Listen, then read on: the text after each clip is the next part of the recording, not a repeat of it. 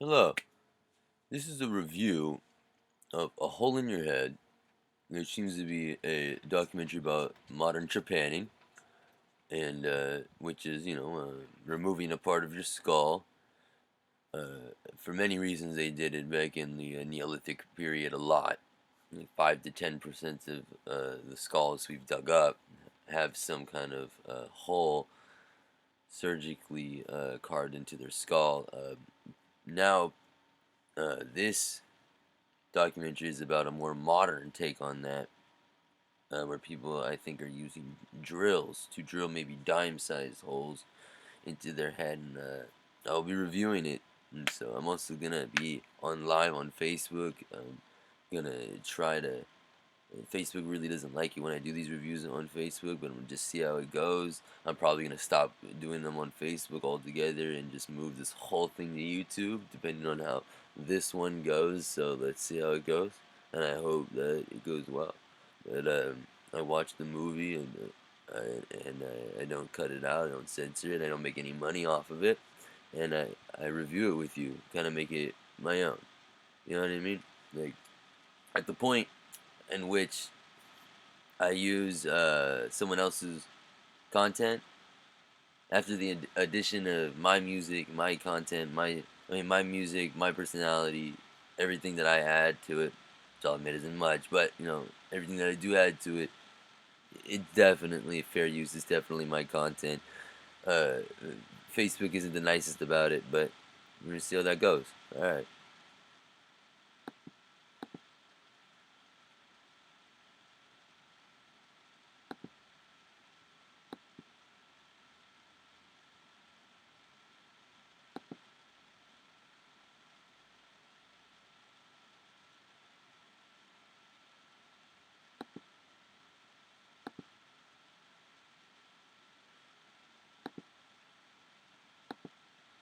All right.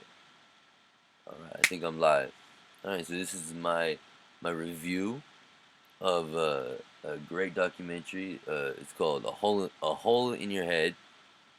I love it. I think it's supposed to be a play on the words. I need it like I need a hole in my head. But so it's about people who for health benefits drilled holes in their heads for the most part. The They used to do this in the Neolithic period. It's called trepanning. We've dug up a lot of skulls. 5 to 10% of the skulls we've dug up in the Neolithic period have holes dug into their head from trepanning. So a lot of people and a lot of the skulls we've dug up show signs of healing. So a lot of people would survive from this. After getting their head carved into with a rock or a rock on a stick, if you're lucky, as Salmonella would say. People would actually walk up and go about their business. I don't know how long they would last like that, but yeah, we have found skulls with healing. So this is a more modern take on it. Same general idea, and I'm gonna do a little review on it. Facebook doesn't really like my style of reviews, but I'm gonna do it anyway. You know what I'm saying? If I don't make any money off these reviews, they do it for fun. If Facebook doesn't like my style of reviewing, again, they tend to not. If I run into more snags, I'm gonna move this whole act to YouTube, and it'll just be like that. So I'm kind of also doing this as like a test run for that to see how it all works out. Hopefully, it works out just fine. I want to show and review a lot of the more unique content that most people, like a lot of people, I think don't usually see, or sometimes they do see. It doesn't matter, but especially the unique stuff, I want to share, and I want to share my thoughts. I want to show it, and I want to educate. I just like it. So here we go. And a bit more consciousness. So hopefully, Facebook will give me a little leeway on today's production. But I'm very cognizant, and they don't like my style. They don't like my, how much I show.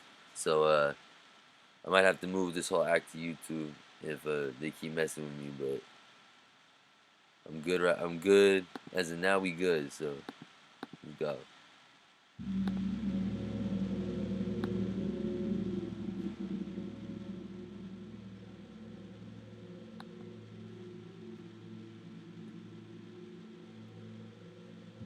That warning goes for me too. That goes for me too. Please, Joe, tell us what Japanning is. Well, Japanning is making a hole in the skull, nothing else, just that. Yes, in the skull, in the bone. In the bone, yeah. Now, why would you want to do that? Well, the reason is to increase the volume of blood in the brain. The volume of blood in the brain. Yeah. And what does that do? Well, it gives you more energy and a bit more consciousness.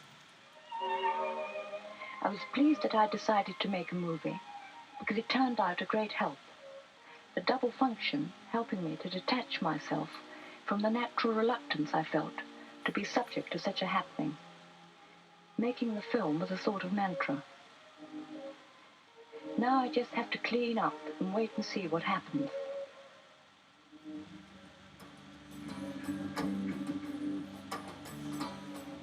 So I'm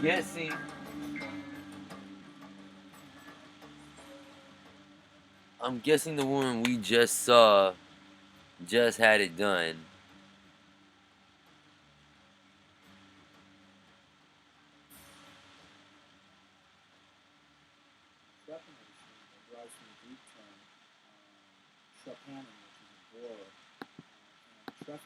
Okay. I saw so much there, I gotta unpack it, man. That was crazy. That was crazy. With the amount of blood in that scene, I can only be led to believe that she just had the procedure done. And she's just wiping it off, like, oh, everything's cool. It's like, I'm wondering if the having, that happen to a part of your brain is like almost like taking a dissociative drug where it inhibits the ability of your brain to communicate, one part of your brain to communicate with another part of your brain, giving you this kind of maybe out of body experience, maybe a bit of euphoria even.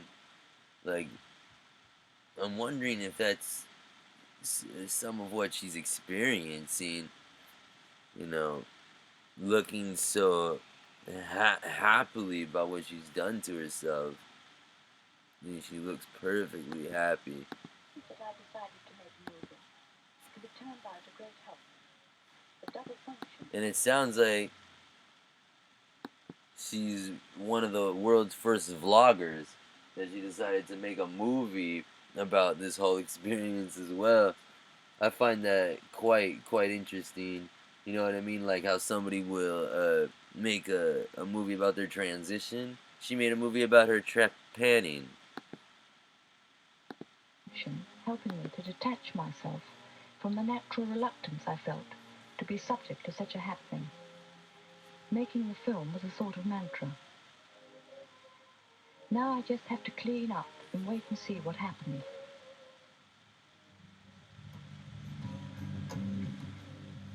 Oh man, I really liked that. Just the part with the blood in her teeth needs to get. Making the film was a sort of that I just To increase the around 30 gives you more energy and a bit more consciousness. I was pleased that I decided to make a movie because it turned out a great help. The double function helping me to detach myself the from blood. the natural reluctance I felt to be subject to such a happening. Making the film was a sort of mantra. Now I just have to clean up and wait and see what happens. Did I get her teeth? Did I get her teeth, guys?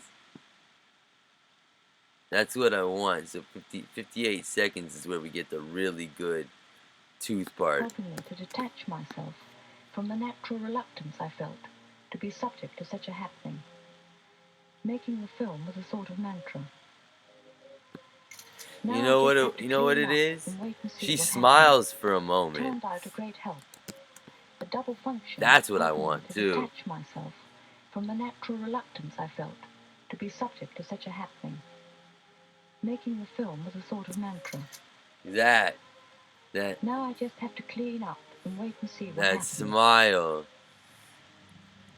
Oh my god. That smile is mine forever. Oh, that's not her smile. That's not her smile either. There's that. There's that. There's that. There's that. What's going on? Oh Jesus. What is it? Oh God. Trepanation derives from the Greek term trepanin, which is a borer, and trephination is a French variant which refers to some form of drilling. They're pretty much used interchangeably and basically both denote making a perforation in the skull. Trepanation is an operation on the bone. There's no First,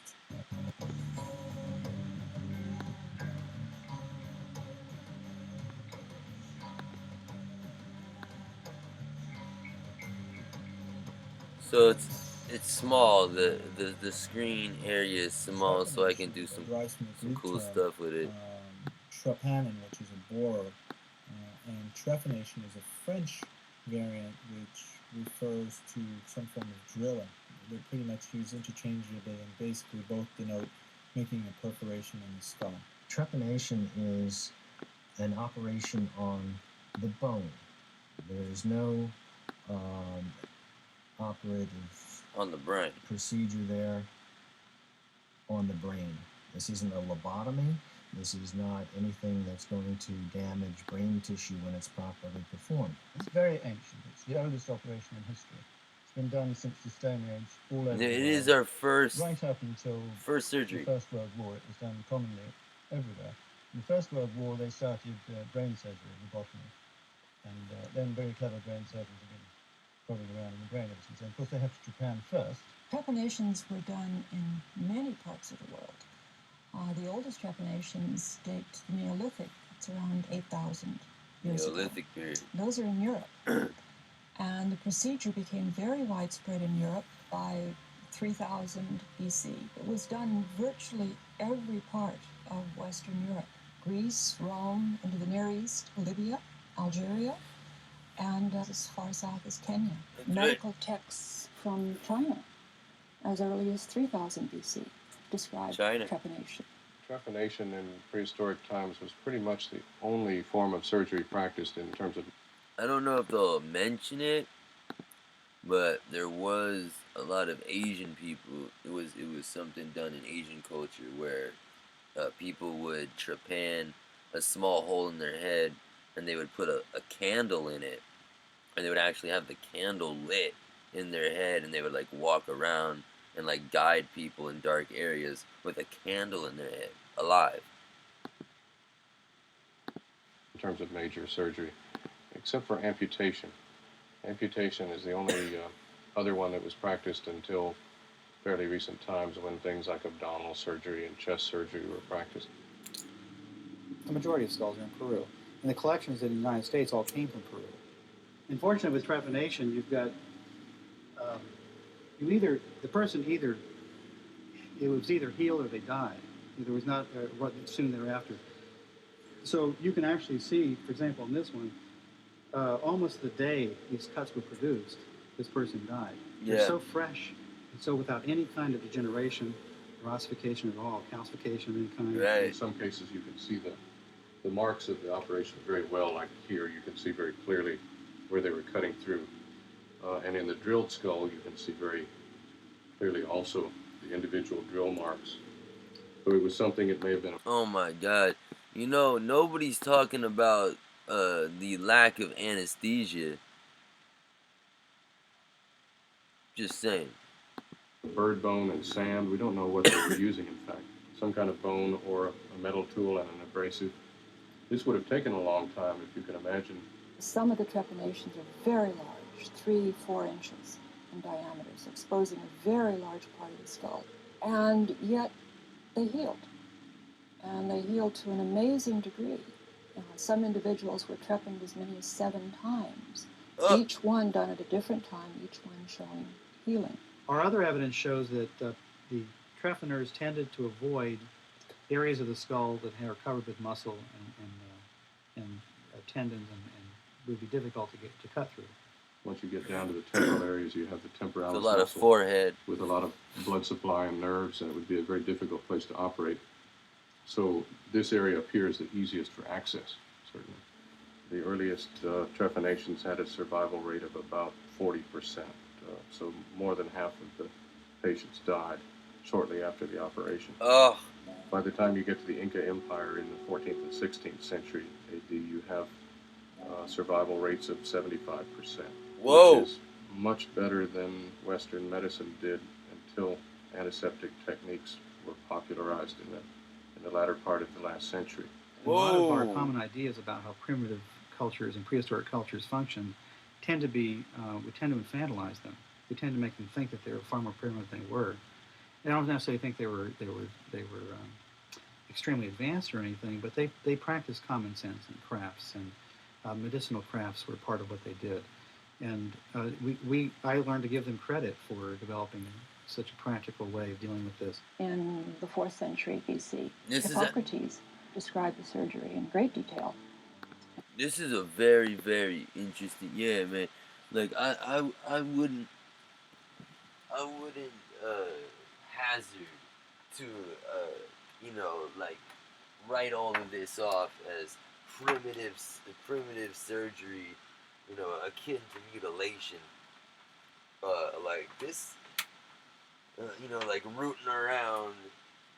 This isn't rooting around or like messing about. Like this is thoughtful and interesting. Well, I mean, like not the documentary, but the trepanning itself. It's thoughtful. It's interesting. I mean, a lot. It seems like a lot of thought and care goes into the actual operation itself. And like the dude said, they practice common sense.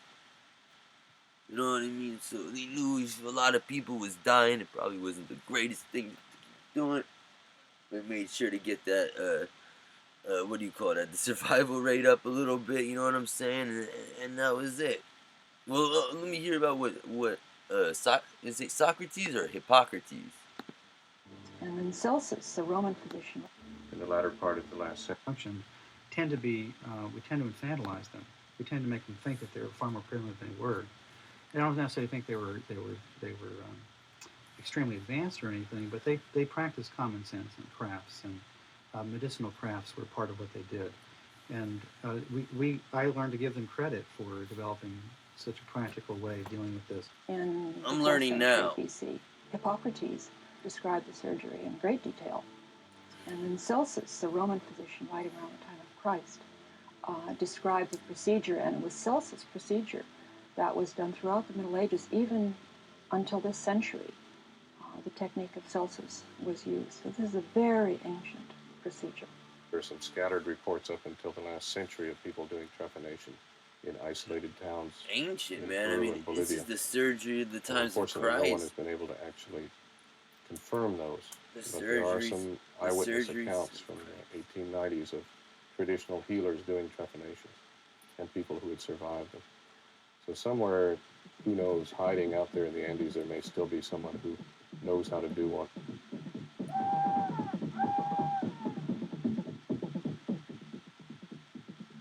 Dawn in the uplands, the land of the Kisi, the land of mystery, and a chance to see the operation of the skull. The medicine man. In old Africa, he is the man who knows everything. There is a crisis here, and the witch doctor must act. And so, he prepares, testing the sharpness of the blades.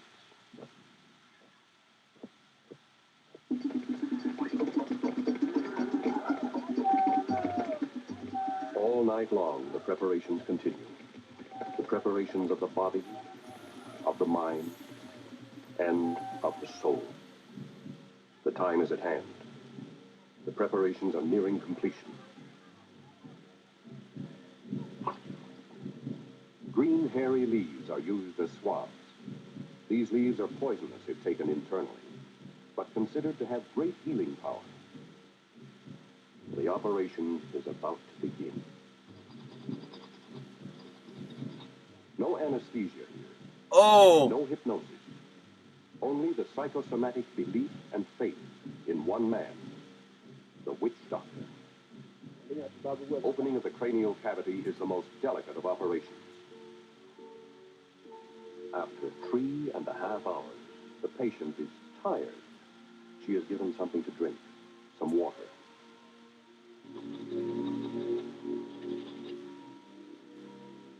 Skull surgery. Trepanation in the outback. No oxygen, no surgical light, no scrub nurses, no anesthesiologists, no neurosurgeon. Not even sanitary, sterile conditions. And yet, the chances of survival? 96%. The patient Whoa! is washed clean with the old scrub water.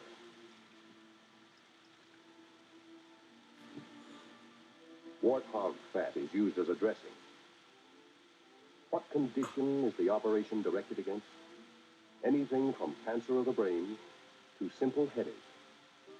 Strips of banana leaves are used to bind the wound shut. No stitches here. And after 7.5 hours, with a large hole in her skull, there for the rest of her life, the patient walks away. And it is a Oh time for the my doctor. god. Time for him to show the results of his skill. Other trepanations, others with permanent holes in their skulls. Holes covered so thinly by scalp that each person must wear a head garment to protect his brain from the sun. One person has had 13 such operations. The Kisi of Kenya. In many ways, they're very similar to what the Inca were doing. They're using very simple implements oftentimes. In this case, they often use things like pieces of metal from tin cans or pocket knives, things that are metal and are common objects today that, are different from what the Inca would have in their hands. Simple things that cut. I don't know where the concept in Europe came from of releasing demons. That clearly is something in the Middle Ages that people have talked about as a reason for trepanation. Exactly how that evolved, I don't know, but that's something that has erroneously sometimes been extended worldwide to say that that's why everybody trepanned, to release demons from the head. I think it may have been true in Europe at a certain time period, but it's not a human universal, I don't think. It is more likely to me that these were being done for some therapeutic reason that the patient kept coming back for them, and that they were done for reasons that we don't understand. Basically, every priest caste did some form of skull binding or trepanning, like even the Christians, who you never expect to do anything. The monk's tonsure is a relic of when they used to trepan. And the reason for the priests and the ruling caste trepanning was, one, because they felt better, but two, it's because in those societies, the priests and the kings used to take the magic, whatever it was, mushrooms. What did she call it? They took the substances of the gods. To say that that's why everybody trepanned. No, before that. They're using very simple implements oftentimes. In this case, they often use things. And after Right here. 7.5 hours, with a large hole in her skull, Wait, before that. strips of banana leaves are used to bind the wound shut. No stitches here. And after 7.5 hours, with a large hole in her skull, there for the rest of her life, the patient walks away. And it is a time for the doctor. Time for him to show the results. The chances of survival? 96%. The patient's head is washed clean with the old scrub water.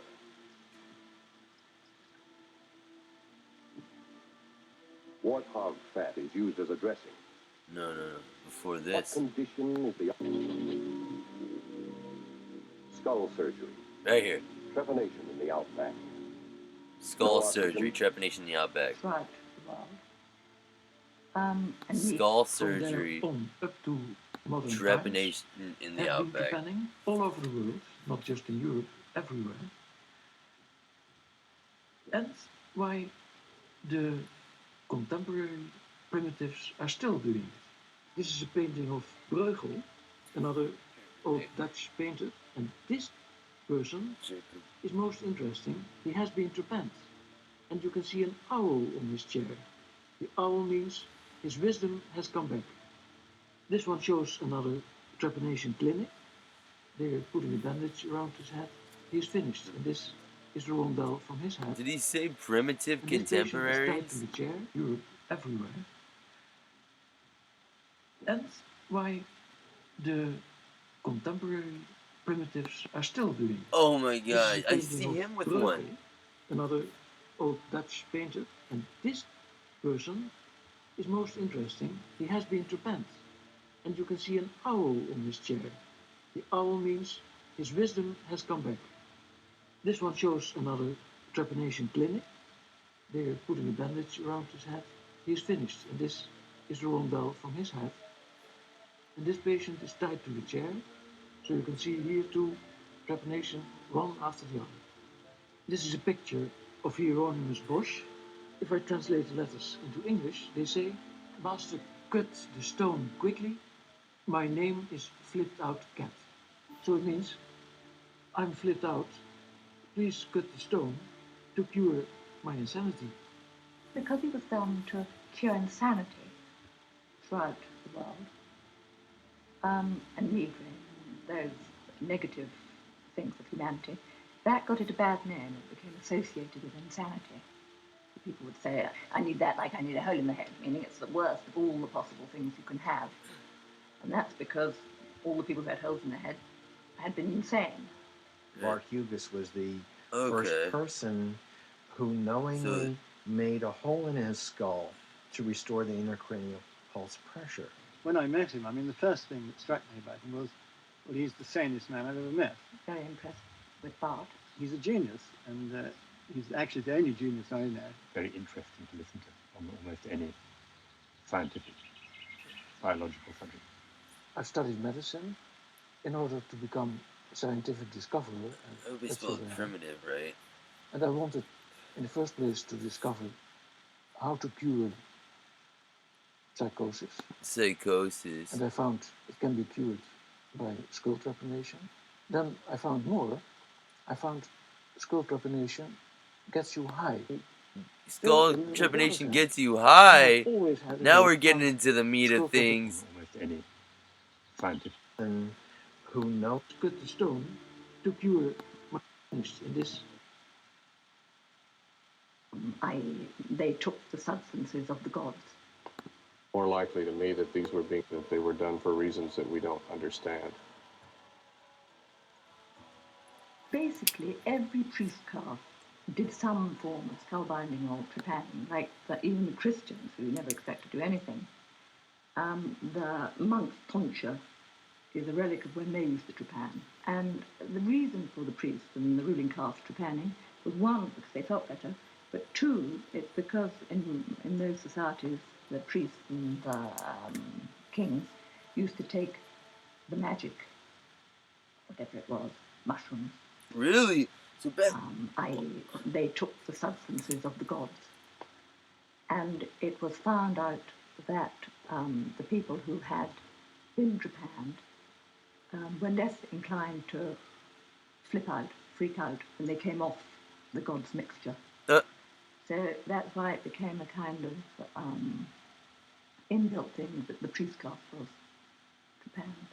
There must be a very good reason why the Stone Age people, from there on up to modern times, have been trepanning all over the world, not just in Europe, everywhere.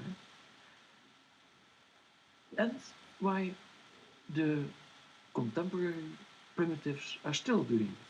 This is a painting of Bruegel, another old Dutch painter, and this person is most interesting. He has been trepanned, and you can see an owl on his chair. The owl means his wisdom has come back. This one shows another trepanation clinic. They're putting a bandage around his head. He's finished, and this is the rondel from his head. And this patient is tied to the chair, so you can see here two trepanation one after the other. This is a picture of Hieronymus Bosch. If I translate the letters into English, they say, Master, cut the stone quickly. My name is Flipped Out Cat. So it means, I'm flipped out. Please cut the stone to cure my insanity. I'm flipped The good was out. done to cure insanity throughout the world. And migraine, those negative things of humanity, that got it a bad name. It became associated with insanity. People would say, I need that like I need a hole in the head, meaning it's the worst of all the possible things you can have. Oh And man. that's because That's all what the I people who had figured. holes in their head had been insane.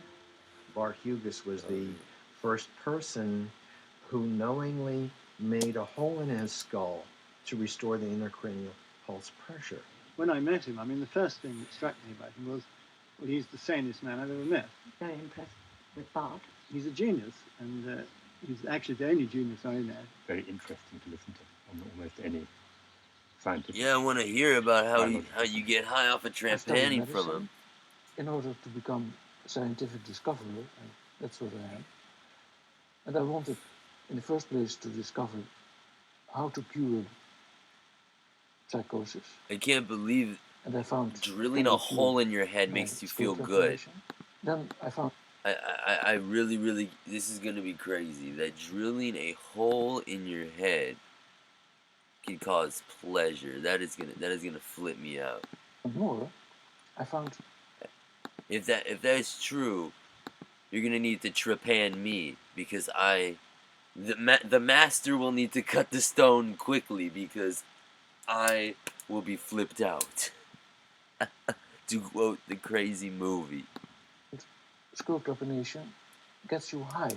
There were two people who, sitting with me, the three of us, in a van, told me a thing. One said he had had a car accident that had left him with a hole in his forehead, and I could feel the hole. Japan himself. I have always had a hole here in the fontanelle. In other children, it seals around 2 years, and in me, he said, it never sealed. It has always stayed open. You've always had a soft And he spot. said, so I don't have to smoke marijuana, for I'm already high anyway.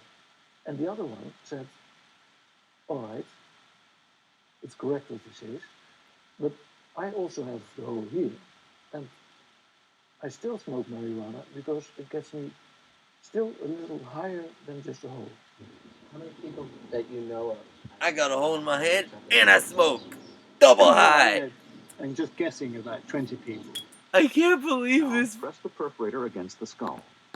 I can't believe what I'm watching. First of all, this dude said, I got in a car accident, I busted a hole in my head and it's getting me high. And another guy said, yeah man, it's crazy. I got a hole in my head too. And it gets me high too. But I still smoke weed because, it gets me even higher. Well, yeah, because the other dude was like, oh my god. One man busts hole in his two men. Let's just make this easy so I don't have to write a long thing. Two men busts holes in their heads in car accidents and heal with small-ish head holes.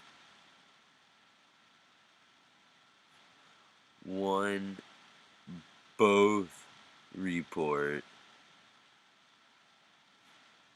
feeling high, in quotes, from the hole, although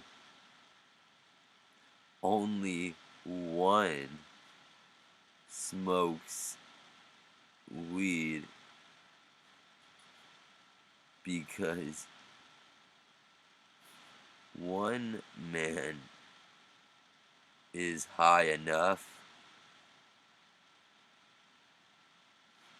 off his skull hole, while the other guy gets crossfaded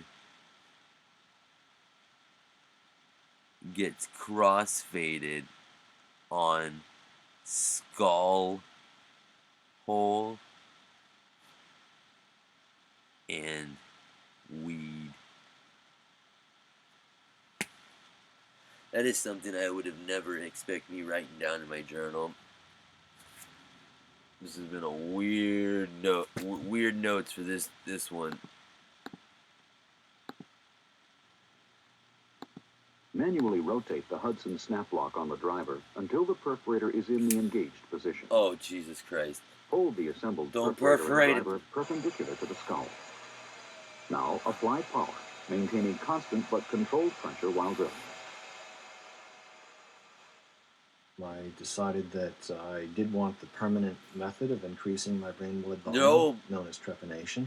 All the trepan, dude, all the trepanation guys, I'm gonna call them victims, all the trepanation victims, they got a little hole in their head, man. They're all bald.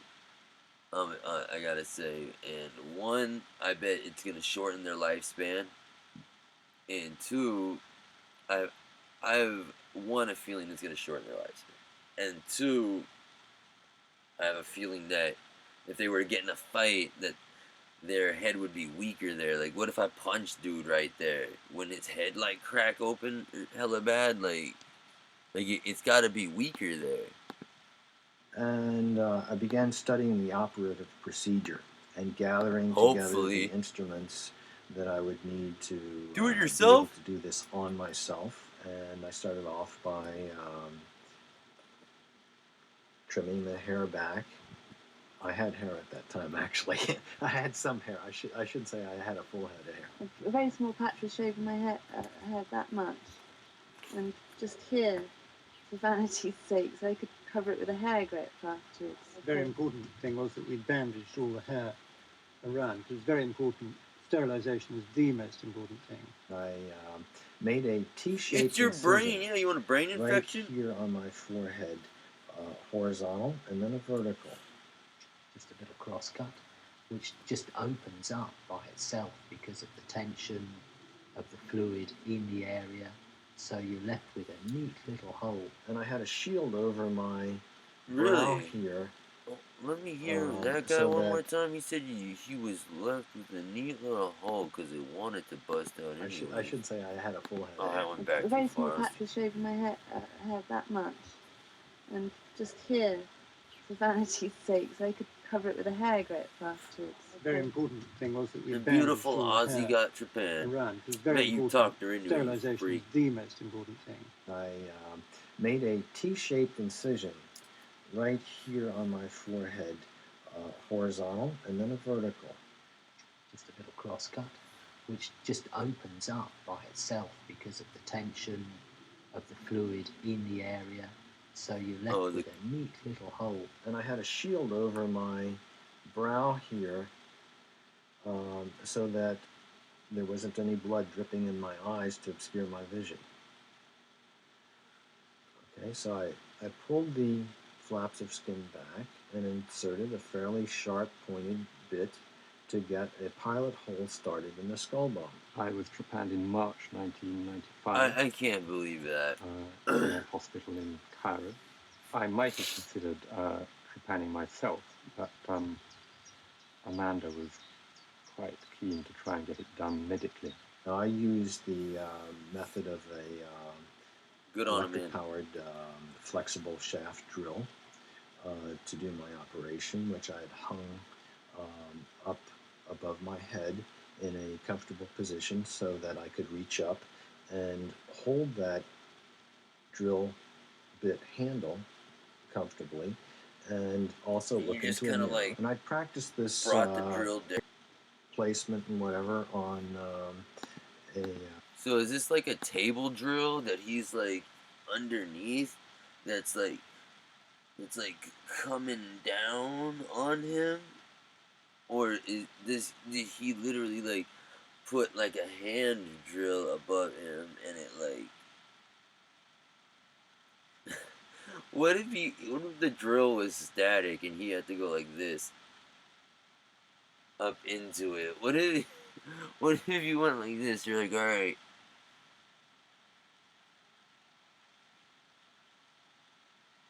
Ah!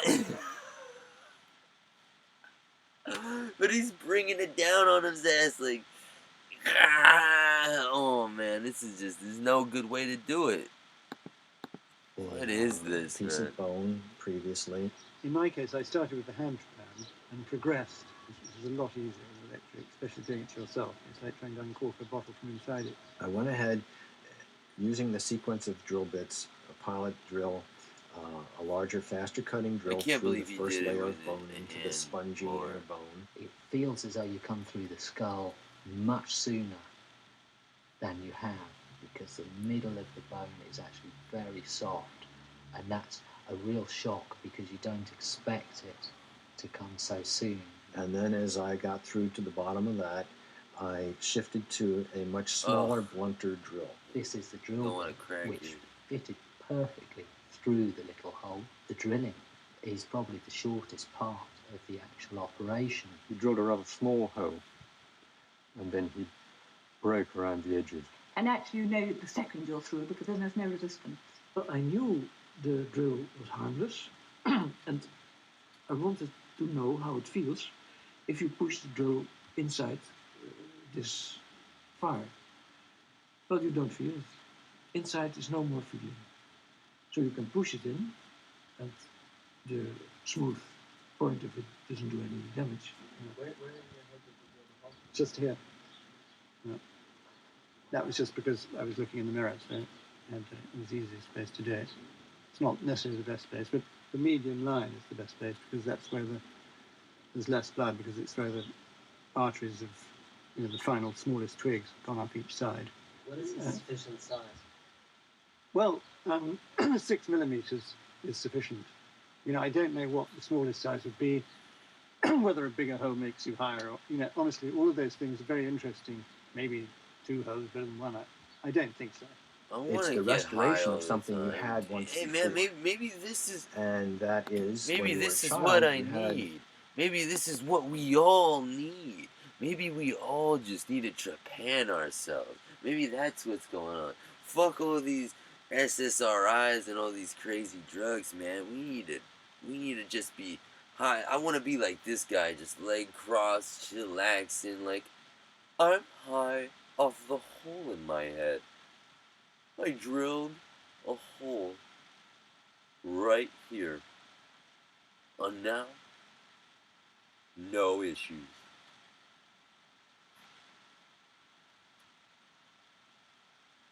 And the government thinks I'm handicapped.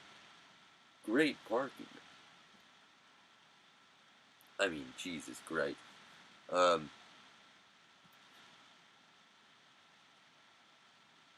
Do they let you own firearms after you've trepanned yourself?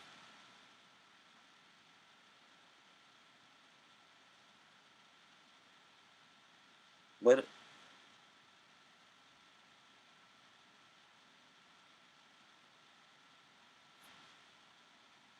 Maybe this is the solution to all of our problems, y'all. Had a fontanelle that responded to the heartbeat, and that response to the heartbeat produced a very active, vital individual. And as you became an adult, that pulsation was lost. So what you're getting is your childhood level back. Sometimes I feel my energy is really buoyant, but I think that happening before the accident. I had a tendency to be hyper at times.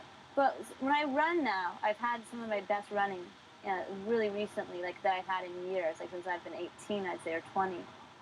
And it's a real energy rush, and just falling into stride and just feeling really good running in the dirt. I don't get stressed out as much as I did before. I'm definitely more relaxed, but I don't know what to attribute that to, because my injury was a life-threatening one, and the surgeon let me know that I probably should be dead. So I don't know if it has to do with that, the fact that I feel just really, really fortunate to be alive, to be here. Once one understands that all that is happening is that you're giving your brain more blood so that it can function clearer like any other organ when it's needed to function more blood is directed to it.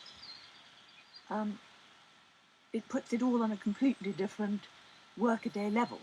Today, we know that a hole this size, which is less than 3/8 of an inch, is adequate to restore pulsation. So I went ahead drilling, and as I was using the blunt drill, the drilling got rather slow, and the very bottom of the drill there broke through the bone, and I could feel it start to give way.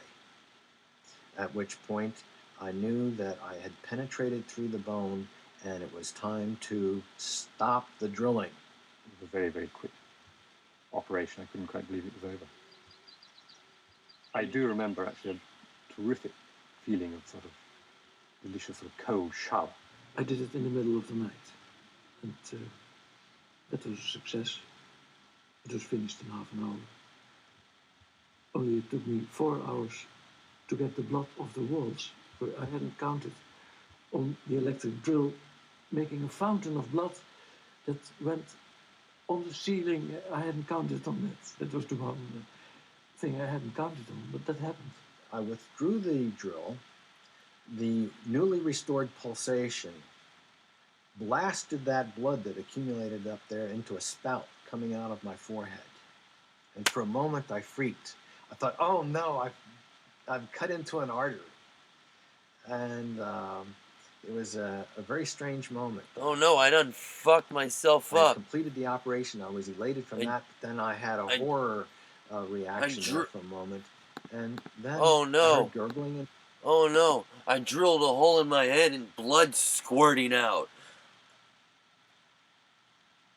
You drilled a freaking hole in your head, man. You're like, whoa, why is there blood squirting out of my hole, man?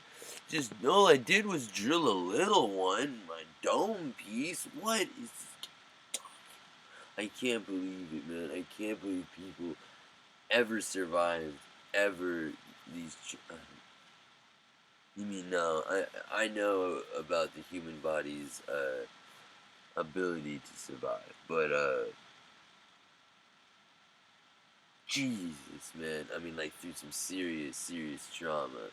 I mean, I heard about a dude who got a railroad, like it was like a pounding rod for, they're trying to blow up a hole in the ground. They filled it up with a bunch of powder, and they put a pounding rod into it, which is just a big old steel rod, like a big old piece of rebar, and it blew up, and the dude was looking right down the hole, and it went up through his neck, out the top of his head, and went miles away. It went into the ground, and when they went to go check it out, it was covered in his brains and his slime, and he was just like,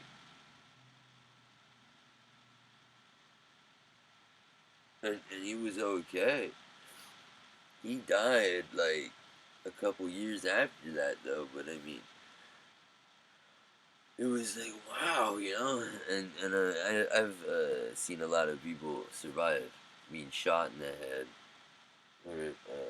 That's always horrific, because some of the people that I've seen survive getting shot in the head didn't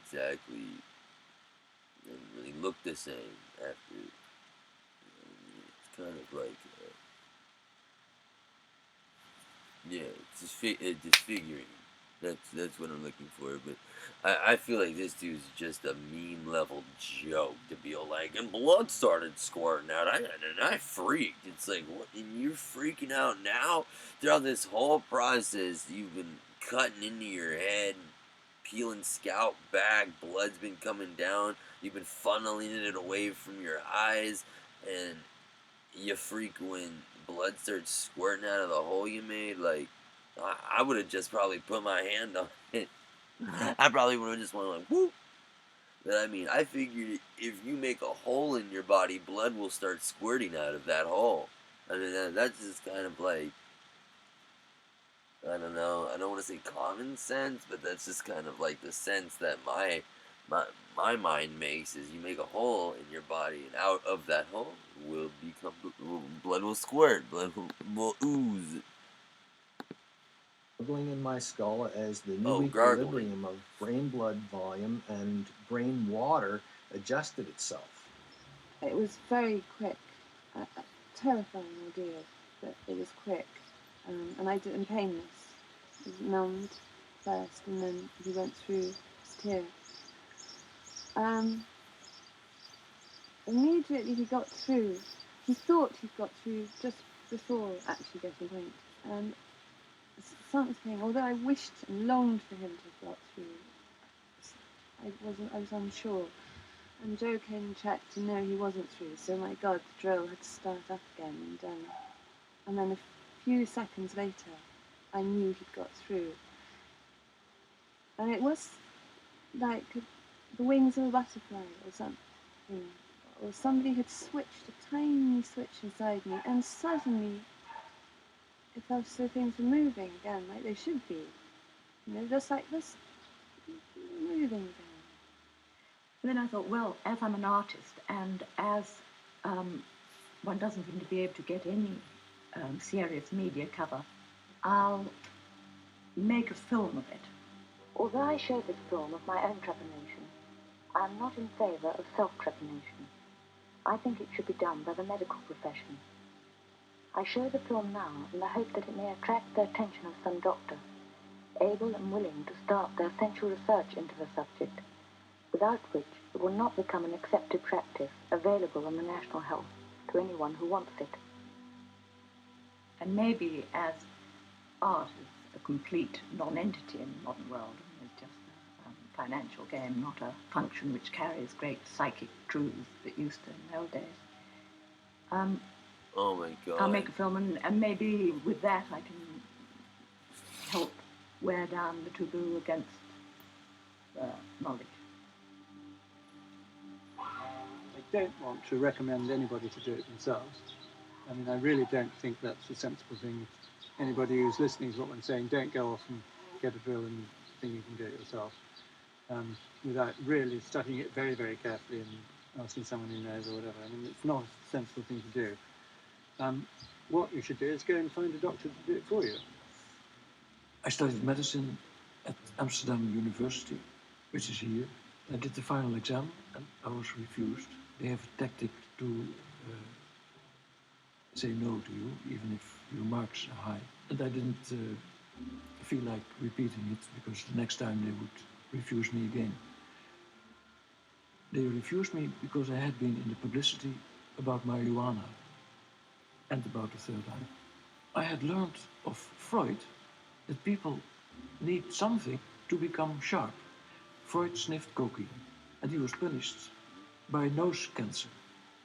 That's what you get if you sniff cocaine. So I realized that I was not going to sniff cocaine, but that something was the matter with using drugs. And that finally made me decide in '62 to investigate marijuana smoking. Marijuana.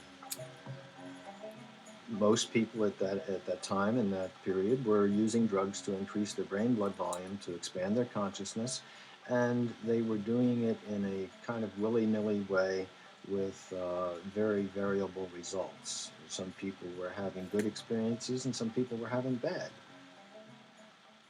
But you set a scale. You say, well, if an adult is 0 and an acid is 100, and say smoking hash is 50 or 60, depending on the quality, then trepanation's perhaps 30. It's like an 11-year-old. I think that's the sort of level of energy and enthusiasm. And I had taken a lot of psychovitamins.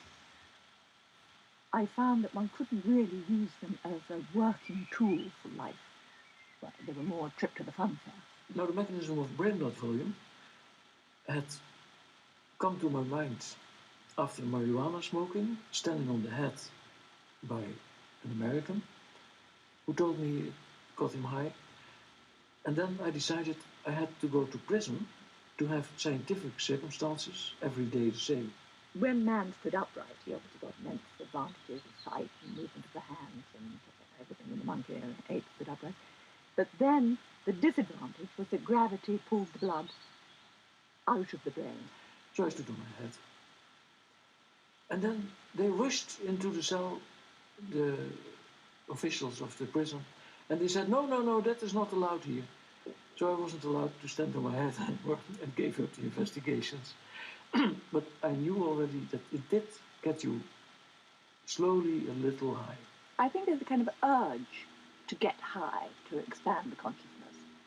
And people without knowing it chase it one way or another. Either they have a habitual habit of losing their temper or driving dangerously or going to football matches or sport or sauna.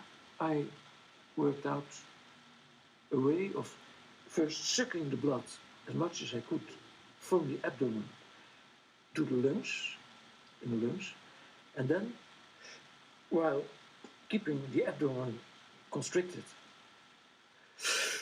inspiring with air fully, and then pressing up the blood through the veins.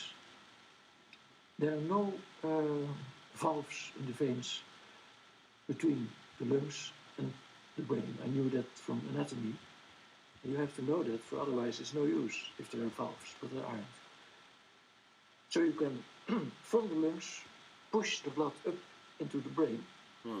And I did this time after time, but on this Hatha Yoga method that I had designed.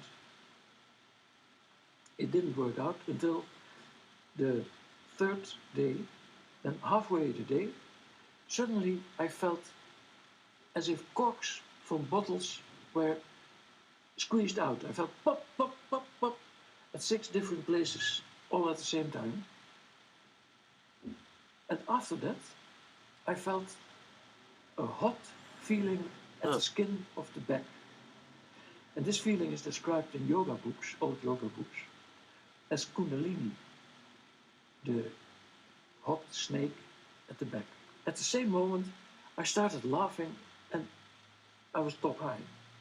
For it is that quickly, once the blockages are gone, the brain blood volume is immediately increased completely. I was sitting, singing and giggling about how funny the fate of mankind was to be so unhappy and be able to be so happy by just taking his blood in his brain. And I thought, well, this message is the one and only important message there is. And 5 hours after the Kundalini, the beginning of it all, I was as down as that morning when I woke up. I was a graduate of University College, Oxford, which is where Bill Clinton went to study as a Rhodes Scholar. I was given the task of teaching him international relations after 1919. John Lennon was visiting Amsterdam with Yoko Ono, and they were receiving all kinds of people. And John Lennon kept telling me that he wanted to have the third eye too. And I said, well, I'm certain you have it. Third eye people are your kind of people who do such difficult things as you, getting a whole singing group together that becomes world famous, writing songs that everybody is singing now, wants to hear. I said, there's no doubt about it, that you have the whole. He said, no, I don't believe it. He kept wanting it, and I kept contradicting him and telling him, don't drill it, for it will be a deception. You will notice no difference. Yeah. And Yoko Ono understood me well.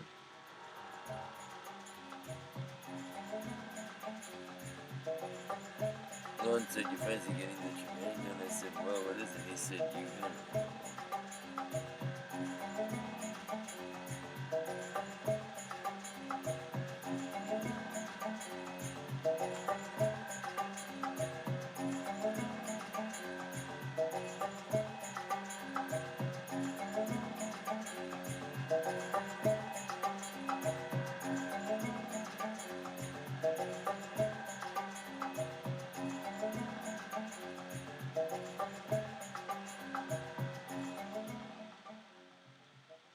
in 1550, Machiavelli writes down that every change in society that an individual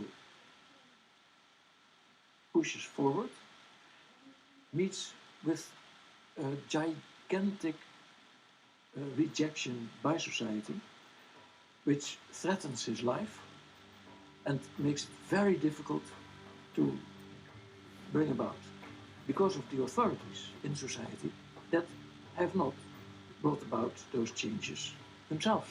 There's no evidence that under normal circumstances the brain function is limited by blood flow, so that increasing blood flow isn't going to make things better.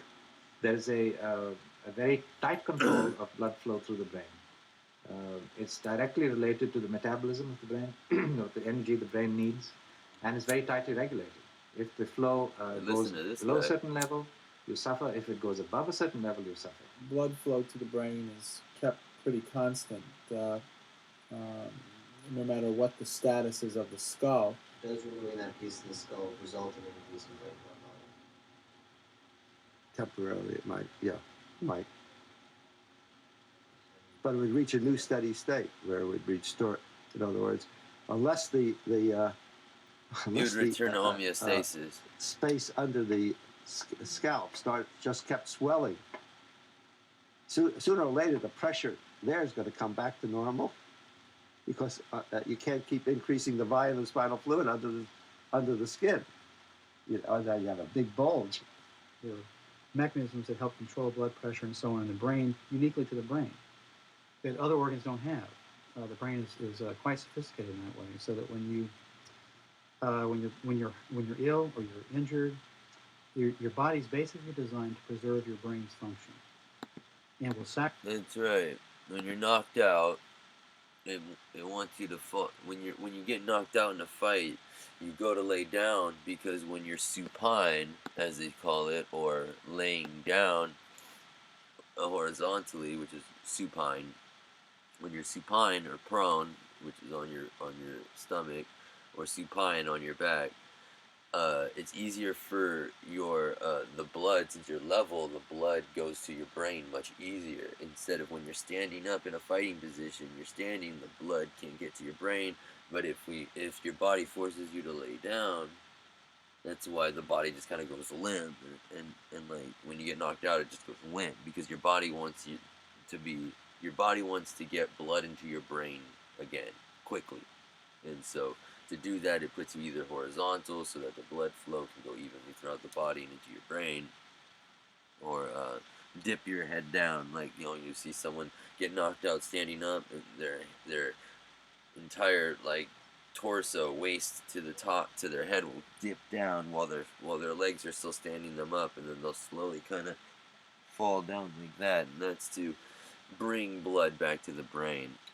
It's something that the body does to protect itself, and so and also that guy said something I wasn't really thinking about. The body will always try, or attempt to reach homeostasis. Always the body wants to be at a homeostasis, so it always attempts to find homeostasis, and no matter what you did to the body, it would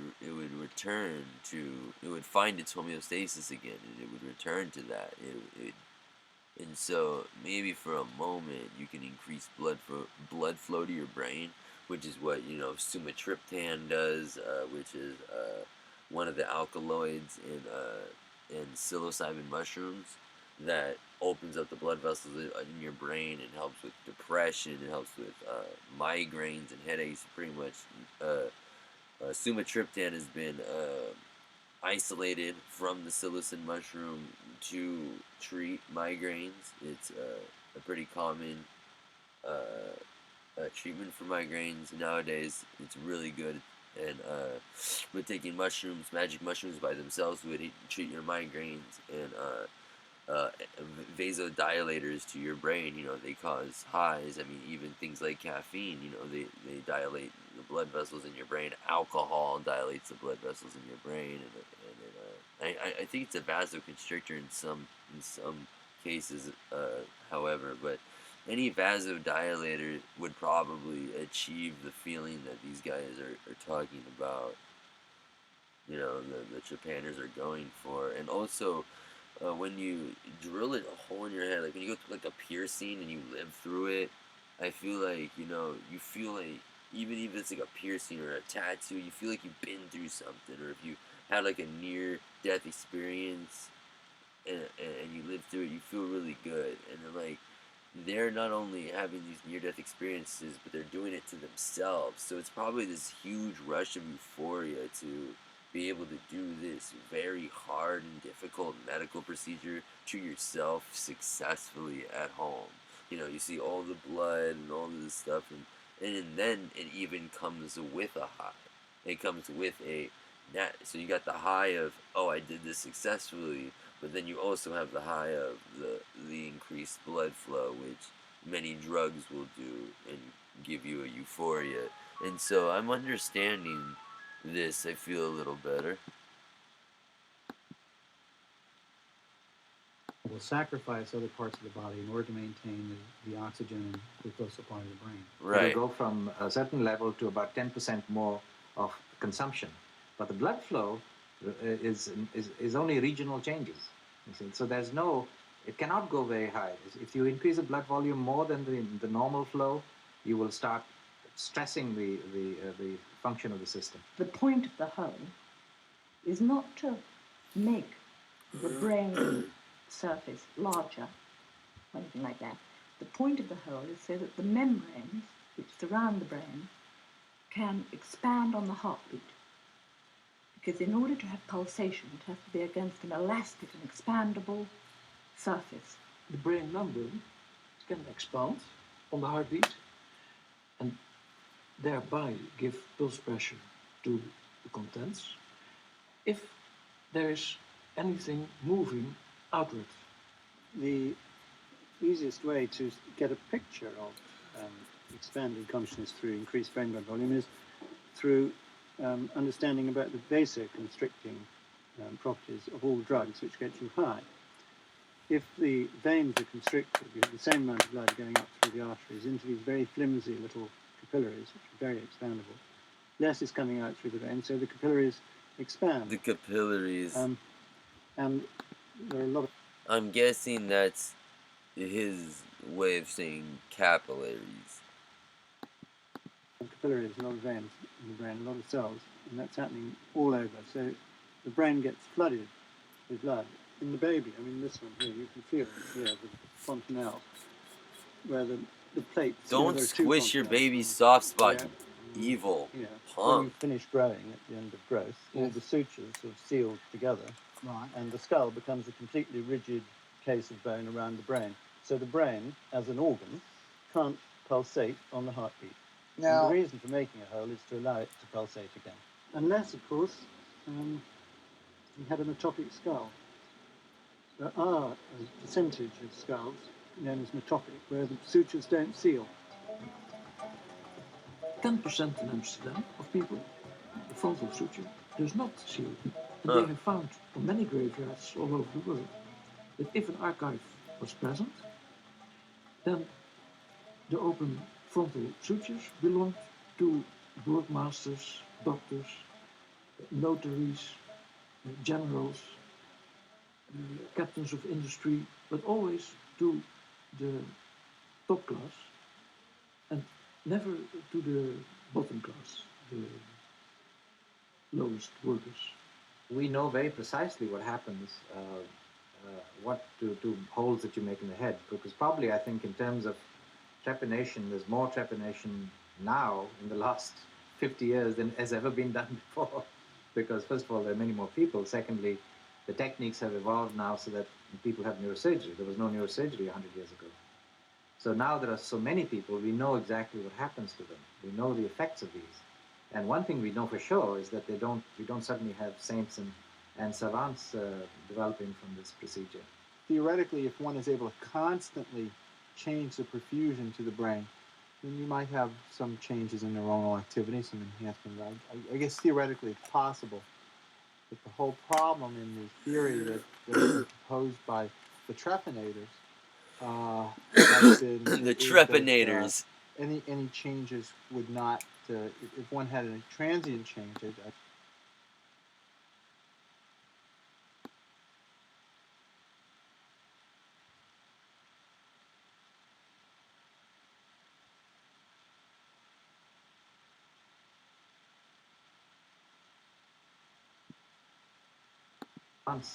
developing from this procedure. theoretically, if one is able to constantly change the perfusion to the brain, then you might have some changes in neuronal activity, some enhancement. I guess theoretically it's possible. But the whole problem in the theory that has been proposed by the trephinators has been is that any changes would not, if one had a transient change, I don't see how it would be translated into a chronic or long-standing It's a change. Well, I'll transient go out on a change. limb. I mean, the No, excuse me, I'm possible not in here. mechanism might be A something lot of like, these changes, these trepaners, they're trying to, and they're giving me the implication that this is like a fix that, you know, if I were to get Japan, that it would be, I'd be high all the time, and it'd just be like, I'd be fixed, no depression, you know, all these things would just lift off of me, and would be things of the past, and I'm wondering the truth behind that. I'm wondering what is the truth behind that, really, because even I, while watching this, want to start thinking to myself, well, maybe I should drill a hole in my head, but you know, I don't know. It's possible. But the whole problem in the theory that has been proposed by the trephinators has been is that any changes would not, if one had a transient change, I don't see how it would be translated into a chronic or long-standing change. Well, I'll go out on a limb. I mean, the possible mechanism might be something like just the trauma of producing the hole will irritate the brain in that, you know, to some extent.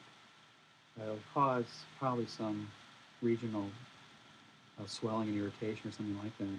It might have some sort of reciprocating effect on the dynamics they think exist.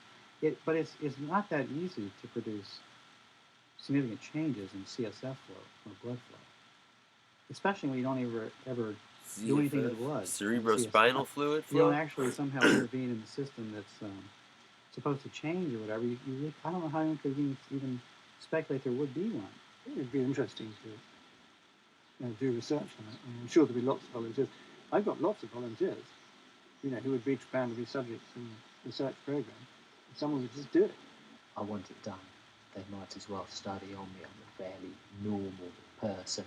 And you recently I'm a did fairly normal person. Yeah, we operated on a 7-year-old boy who had a rock thrown at his head and had a... Okay, whoa.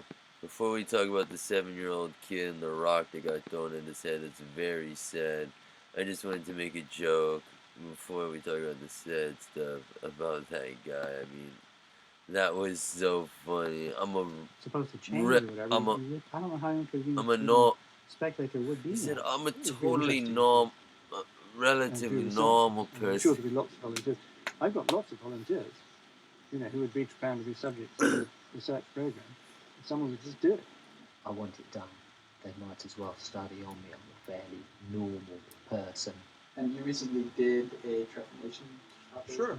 Yeah, we operated on a 7-year-old boy who had a rock thrown at his head and had a depressed skull fracture. So in that instance, what we did was we created a hole in the skull, drilled out the bone, repaired the bone, and then replaced the bone in its normal state.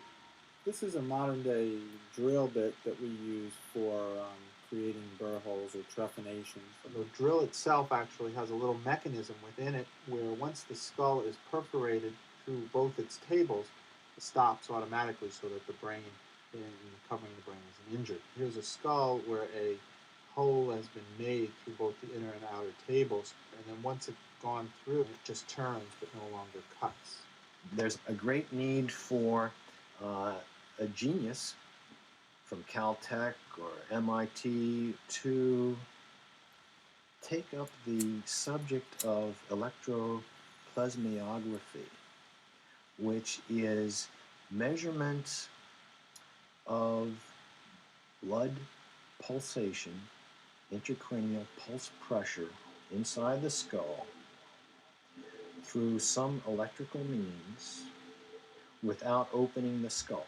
Okay, so that the average person walking down the street can go into the hospital, get a test done, and determine whether his pulse pressure is positive, in which case he wouldn't need a hole in his skull, or negative.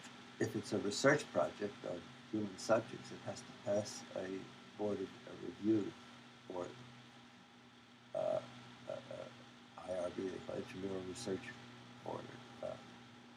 I doubt that any board would approve this. And if they were to do it on their own without a review board, they would, I think, open themselves up for malpractice. But no one's actually done a controlled study of this, so everything I'm saying is counter in that.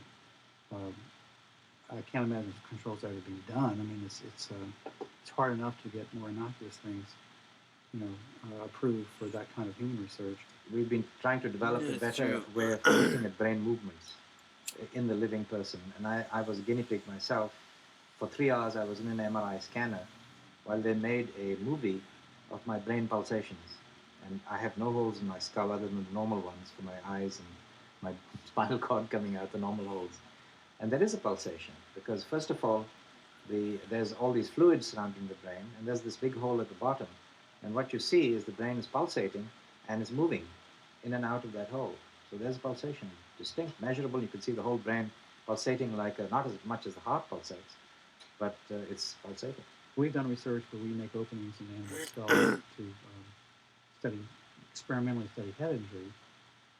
We've not noticed any sort of changes in perfusion associated with trapping the opening alone. But on the same token, we didn't really think about the opening in the skull as being significant, so it hasn't been studied in the same way as an actual traumatic brain injury study. The medical science hasn't addressed themselves to explain what is happening when consciousness is undoubtedly expanded. What is more conscious than conscious? It's sort of a joke that goes on with some of my Italian friends who constantly tell me about buying extra virgin olive oil. What's more virgin than virgin? I don't understand. Is there a consciousness at a level above, what is considered normal? Certainly. I think a creative musician, a creative physicist, is thinking at a very abstract level. That itself is a very high level of abstraction. Then there is spiritual consciousness.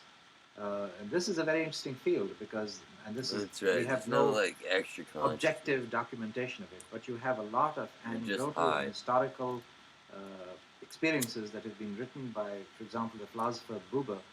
Martin Buber, in his writings, described very clearly that there are two fundamental types of mind, basically. There is the average person, and then there's the ecstatic person, the person who can feel this ecstasy, which again is a very strong and powerful emotion. And this is the basis of spiritual experience. This is mysticism. I think it's an undoubted fact that one can change the level of consciousness that one experiences. If the whole brain, Yes, you can change the level of consciousness that you experience. You can just get It's sort high. of a joke that Drink goes some on with freaking some of my acid. Italian friends who constantly tell me about buying extra virgin olive oil. Delegalize acid. What's This more weed is making virgin you than virgin? really I wanna don't pick up this understand. Is there Look. consciousness at a level above, what is... Yeah, there's no consciousness at a level above where we exist at right now. I'm smoking weed right now. It's making my brain, light up. It's making me, ready to get down. I'm about to, start writing the lyrics and doing the vocals to a new song. The brain's working good. You know what I'm saying? Like, what I'm trying to say, like, you really don't need to drill a hole. I feel like drilling a hole in your head, I'm starting to think is just one other way, just one of the many ways to get high. It's funny. will give it that. It's definitely one of the funniest ways, like up there with Jankum. Like on one of the funniest ways I've heard people getting high from. Like the people who ferment their own urine and poop and huff that gas to get high. That's like I almost want to put people who drill holes in their head to get high over there. And like the dudes that are huffing ether rags are looking at them like,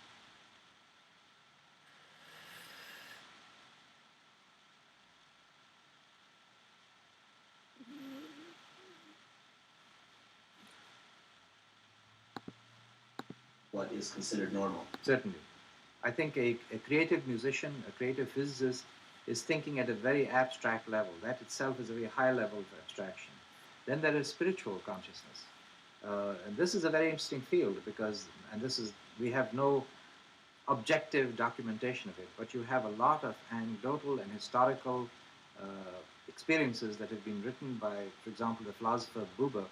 Martin Buber, in his writings, described very clearly that there are two fundamental types of mind, basically. There is the average person, and then there's the ecstatic person, the person who can feel this ecstasy, which again is a very strong and powerful emotion. And this is the basis of spiritual experience. This is mysticism. I think it's an undoubted fact that one can change the level of consciousness that one experiences. If the whole brain with full brain metabolism, brain blood volume, is working, then in yoga literature it is called being God. The collective unconscious has come to consciousness. That's what it is. And I call that the rest of the brain has become high conscious. Attempts have been made to try and get some physiological correlations with these kind of mystical powers or bodily powers, I call them, also, because the classical set of studies have been carried out by an Indian physiologist who studied here worked at the National Institutes of Health.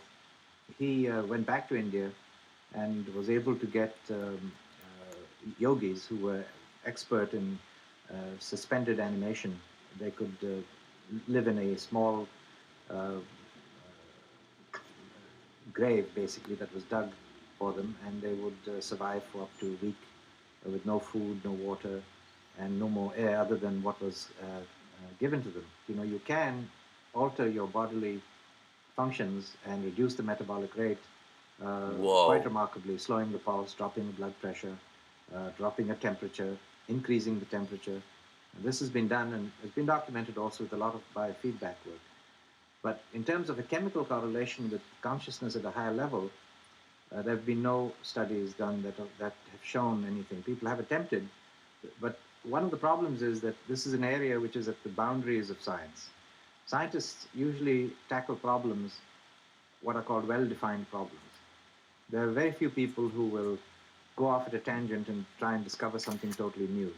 Everybody starts off in science, learning something, learning a technique, and very often they do a very good work following that technique. But to go off at a tangent and do something new takes a lot of courage, and if you don't have funding, you don't do the science. That's always the problem. First you must know all that is known. It's true too. And then you must find what is not known.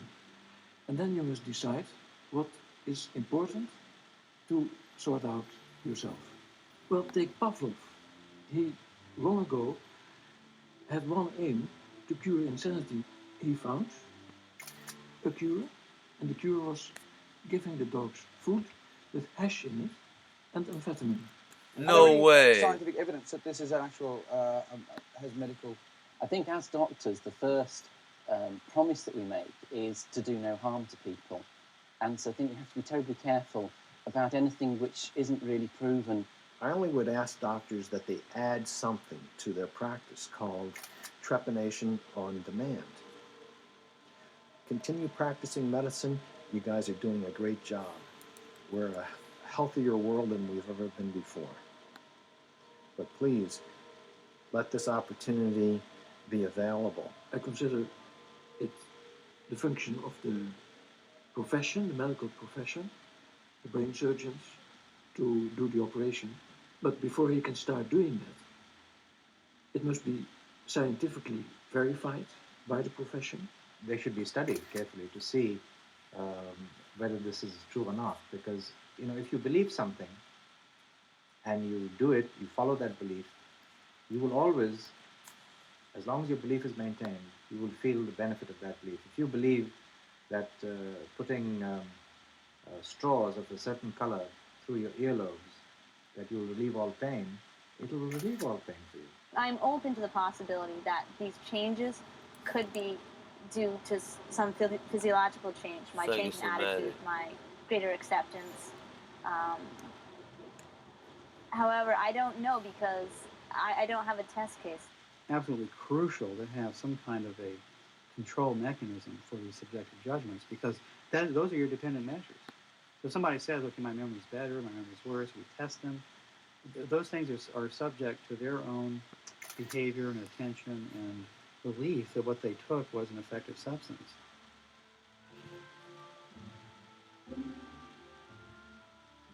I asked to have the hole filled in, and the surgeon thought it made for a sounder skull. So if I was in an accident or car accident or biking accident, something like that, I'd be less likely to have any brain damage occur. Recently, I have not felt probably. I've mentioned. I want to know what she's about to say.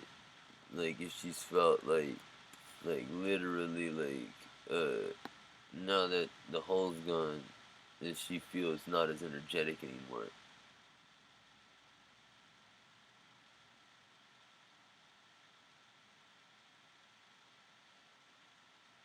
I want to know, because she said that she felt like an 11-year-old. Was that her that said that?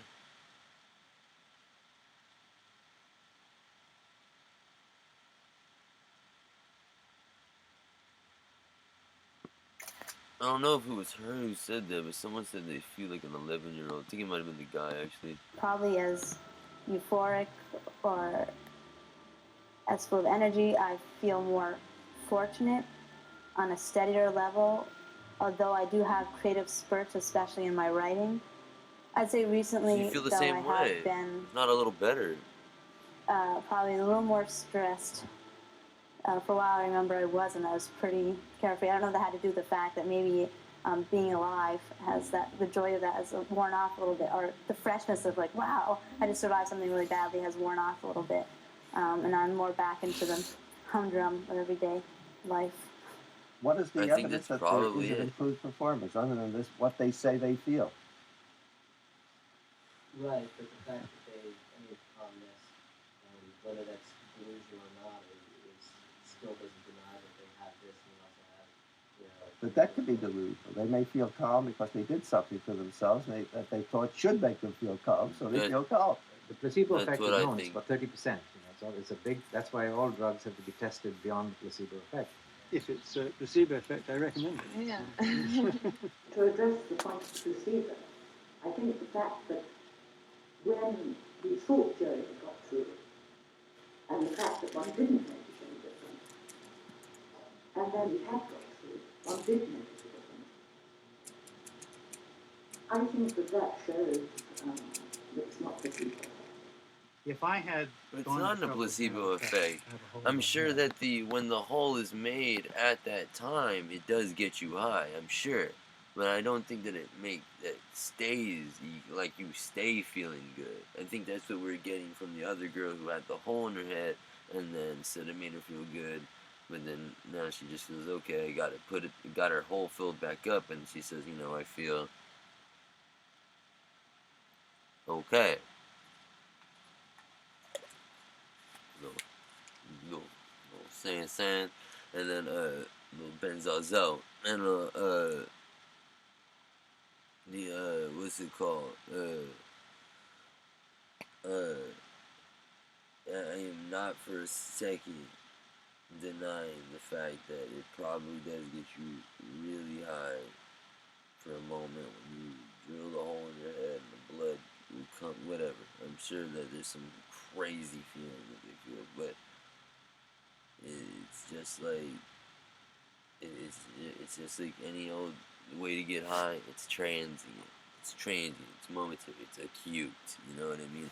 It's not gonna stick around forever. And I feel like that was what was getting me. Like I really wanted to know, was this like something that like sticks around forever, makes you feel good forever, like can cure all your issues, like. If that was the case, then I was ready to be Japan. I was like, sign me up. I'm ready to be Japan right now.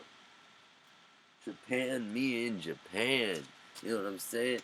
I was ready to roll. But now it just seems like, nah, it only gets you high for that moment.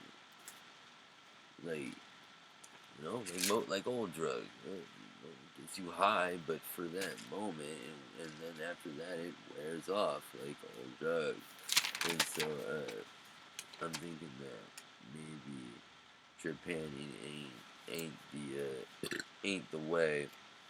I mean, I really need one of these Trapanners as they call them, or these Trapan people, these Trapanese, to tell me something that's gonna make me really believe in it, man. Like, otherwise, I don't see the point in getting the third eye. Like, it doesn't seem good, man.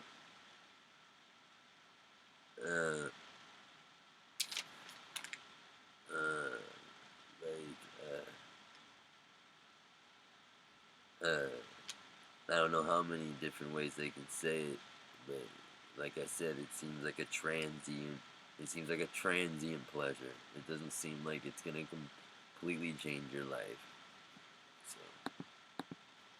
It would be very, very difficult for me to think that it wasn't helpful. To think that all that was foolish and that I shouldn't have done that, or I was placing myself at risk for an infection and death. I think that there's a real problem.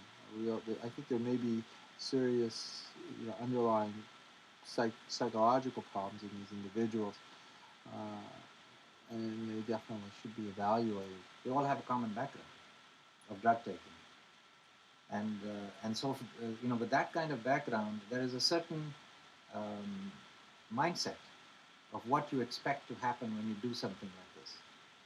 You see? And that mindset will be similar because of the similar background. They are not a random sampling of people doing a trephine hole on themselves. They are a certain special group and a small group who have a common history, who have certain problems that they're trying to solve in their lives, and then carry out this very traumatic thing. So it's not surprising to have a common experience. The profession That's has not started even studying the subject because they reject it from the beginning. They say, that is nonsense. I do not have to spend time neither to study this nor to verify this. I think he's delusional. And there's a lot of suggestion that could be passed from one person to another about odd things like that. I don't know what to say when it comes to rather than just sensational. There's no research. Like the guy keeps saying, there's just no research. So I can't say or stand by any of like the hard language used for or against Japan. How viable a thing is that? Is life that boring the way it is in normal consciousness? You got to drill a hole in it. To take those risks to live it more fully. And this vicious circle has not been broken for 30 years, and it can go on for 30 centuries. I don't know, man. But you cannot force them to do anything. You cannot make them interested in it. If someone would be interested in the subject, his colleagues will drop him as insane. Wrong, at least. Well, it is interesting to see someone who actually has been to Japan and just, because I always thought it was just like there was going to be this hole and like blood dripping. Yeah, but and be sore and so good on you for coming on, Joe. Yeah, strawberry jam. Do not do this at home. We're talking something quite adventurous. I've been detected a fraud many times already. That's what people do to anybody who tells something that people do not know. Stop the doing.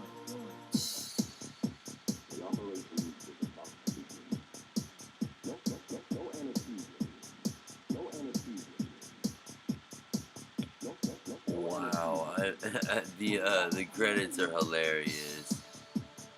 The credits are hilarious for doing it, doing like that.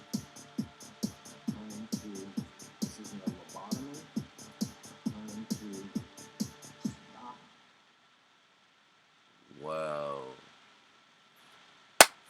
Wow. Wow.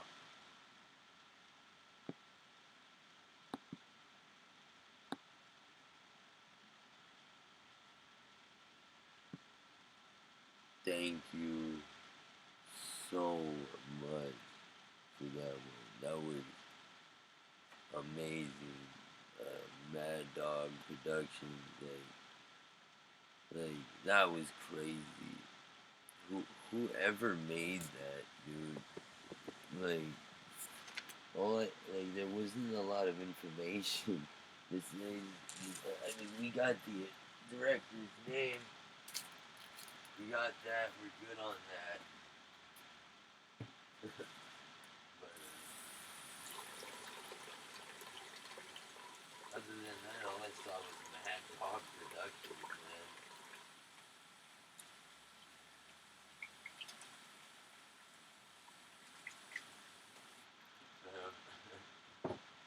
And this is in 1998. So we just watched the classic. I don't know if there's anything else that they made. If I listed up and name drop, if I looked up a list and name drop, that anybody would even notice. So I didn't go into trying to look for a filmography for Eli Sotelio or Sotelio or Eli. Is his definite first name. Eli, the director of this film. He did a great job. It is a great documentary. I mean, I'm sure I'm just like all y'all out there. I love me a good documentary. I know all y'all love a good documentary. Especially one about crime or things that are just plain ridiculous. Which that was just, whew, that was one of the old plain ridiculous ones. That was plain ridiculous. I mean, wow. Because I had known a lot about trepanning. The medieval stuff. Like, that we had, trepanning as an outdated and ridiculous thing we used to do to each other.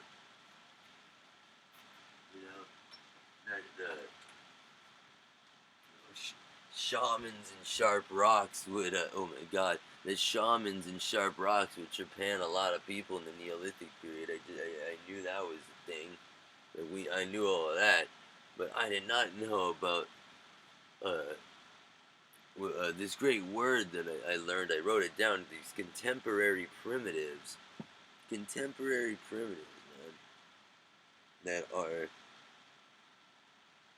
purposefully doing Neolithic surgeries. I think they're off-label prescribing them, though. I don't think that. Who knows? It's not like we have any history. I was gonna say I don't think that these, like, the people that got trepanned back in the day, like, from the Neolithic skulls. I don't know if those people were trying to get high or trying to do what have you. You know what I mean? That these people were trying to do. Like, bro was he was a scholar in drugs. He was studying marijuana and stuff like that. You know what I'm saying? So yeah, like dudes had a common background. All these dudes are out here trying to get high. It's another way to get high. That's the whole point. It's very, very obvious that it's just another way to get high. It's just another way to get high. I mean, I want to know if I can keep this going. If I can keep this from here, from where we're at, keep this going. If I can find a good next one, like...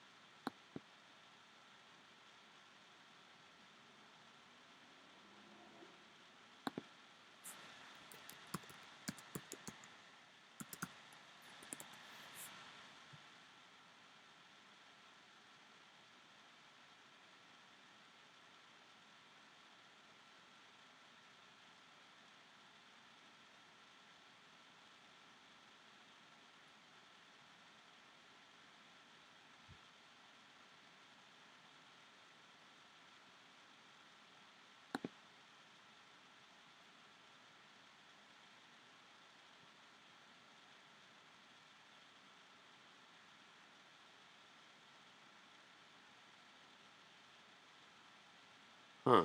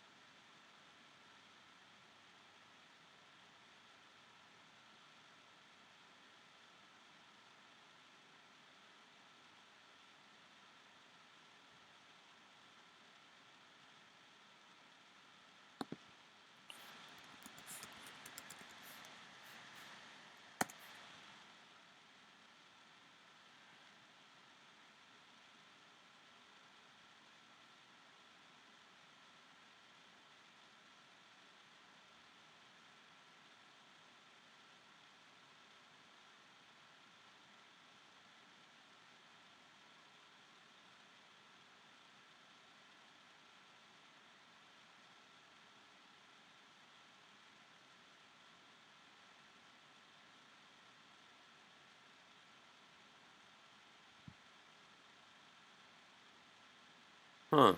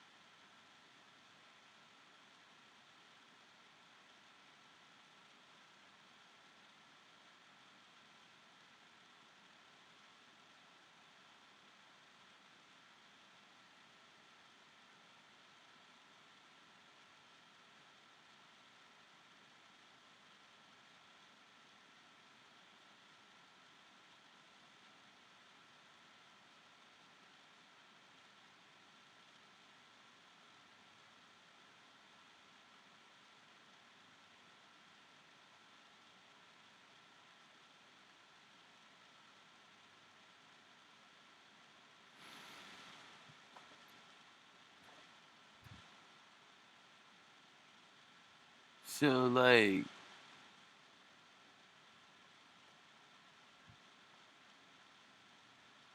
I would target old, right?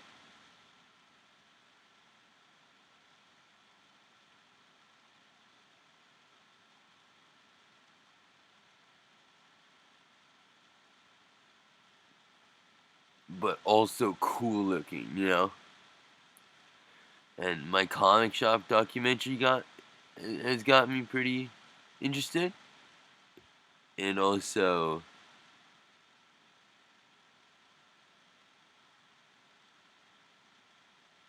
Huh. Anyways,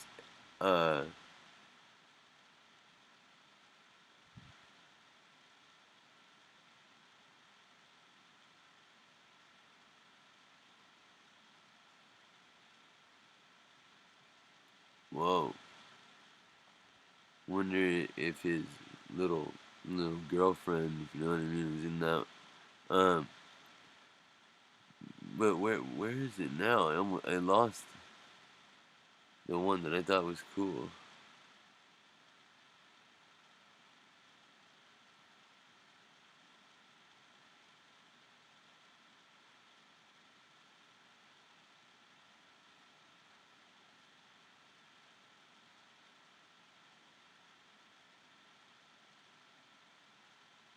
What happened? Where was that one? There was one from like 2004 that really piqued my interest.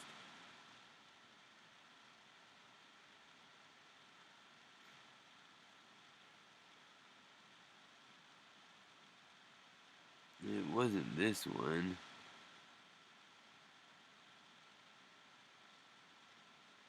Ah, this one, Capturing the Freedmans. Oh, of course.